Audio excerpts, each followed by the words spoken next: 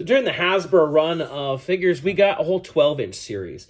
And, this was at the time, Star Wars was still doing 12-inch, but it was kind of winding down. We had a 12-inch line of Star Wars from 95 to about 2010, I think it was. But they were getting fewer and fewer, but they still went ahead and did a full 12-inch line with Indiana Jones. Now, the first one is a little crazy. This is the talking Indiana Jones. This one's kind of freaky. Yeah, it came with an idol. Yeah, it comes with a whip, gun, all that sort of stuff. But you can take off his hat, and let's all admit that's a better looking hat than the vintage 12-inch there. It looks okay like that, but it has an action feature. Archaeology is the search for facts. And while the audio files are fine, it's the fact that I press the button on his stomach. I don't know. I'm making this up as I go. He opens his mouth. Fortune and glory, kid. Fortune and glory. That's why they call it the jungle, sweetheart. No ticket.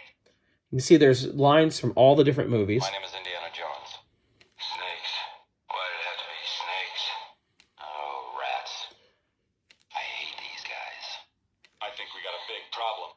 Archaeology is the search for facts. Trust me.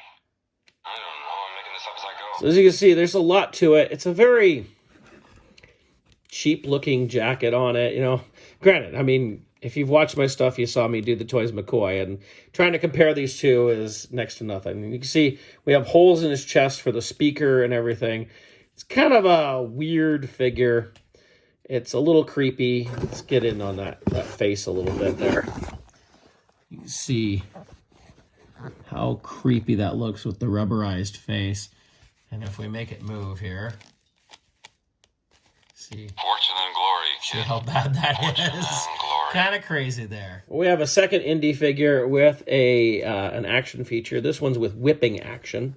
He has a big old button in his back here that makes him, let's see if it'll work here. It's supposed to make him whip. I might have his whip. There we go. You can see it doesn't work great, but that's the way it was supposed to work. Kids running around the house with that. Has a nice cloth satchel. There's a lot of cool. Oh, his foot just came off. Like literally, his foot. The whole thing just. I don't know if it broke or what. That's crazy. Not a horrible face sculpt. Looks like he's got a little mascara on, but for $20, fairly cheap 12-inch line at the time, it's not too bad. You can see like on the shirt we have printed details rather than sewn details, but it's not horrible. So next we'll look at, of course, we need a Cairo swordsman, because if there's an Indiana Jones line, there must be a Cairo swordsman. He comes with a nice sword here, of course. You see we can bring up his turban, see his face a little bit more. His turban is attached to his outfit, but you can bring it up on his head here in the back a little bit. I'm sure you could take his outfit completely off. I'm not going to. He just has boots on the bottom. No action feature on him, but if you look at his hands, you can see that he actually has articulated fingers, which is different. We were starting to see that in the Star Wars line at the same time as well. It's not a bad figure, but it's, again, this is a character with, 10 seconds of screen time, and how many different action figures have we made? It's kind of crazy that we keep getting Cairo Swordsman. Next, we have Mutt in his t-shirt, which obviously this was something that was going to be done in the film, and they didn't do it. He does have like a little belt around his shirt, and he does have an action feature much like the Indy. This is supposed to be with knife throwing action or something. I don't know. There we go. Now it's working. So, yeah, that looks exciting, doesn't it? He comes with a sword as well. Even though he didn't use a sword in this outfit, he didn't have this outfit in the movie. He was always wearing his jacket. Not too exciting of a figure. This one sat a lot. This was an easy one to find, went on clearance. He even has on his belt, he actually has a scabbard for the sword, which, again, when he had the sword, he didn't have a scabbard on his belt or anything. He pulled it off of the truck. So that's our Mutt 12-inch. Next, we have a couple figures that were a little harder to find. At least I think they were. First, we have Dovchenko here, and he's got ants all over him. You can really see those ants all over him there. And I've left them tied on there the way they were in the package. Is his hat? Yeah, you can take off his hat. So you can see it's not a horrible likeness there. But I want to say this was an exclusive somewhere. I'm not remembering right now. And I think it was kind of hard to get. But so we did get Dovchenko. We also got a German officer here. So remember, he was kind of hard to get too. His hat is removable as well. Comes with this little machine gun. Got a satchel. He's got a holster for a pistol there. I swear those are boots right off like a Han Solo figure for 12-inch, but not surprising. I think they used German boots for that. But, you know, it was kind of weird to get just kind of a generic German officer rather than like Vogel or like, you know, a more... or Tote or some Belloc or something like that. These last two figures were actually the hardest to get of all the 12-inch line. I actually found them, again, Fred Meyer. If you watch my videos, I've said there's a number of things I was able to find at Fred Meyer here in the Northwest.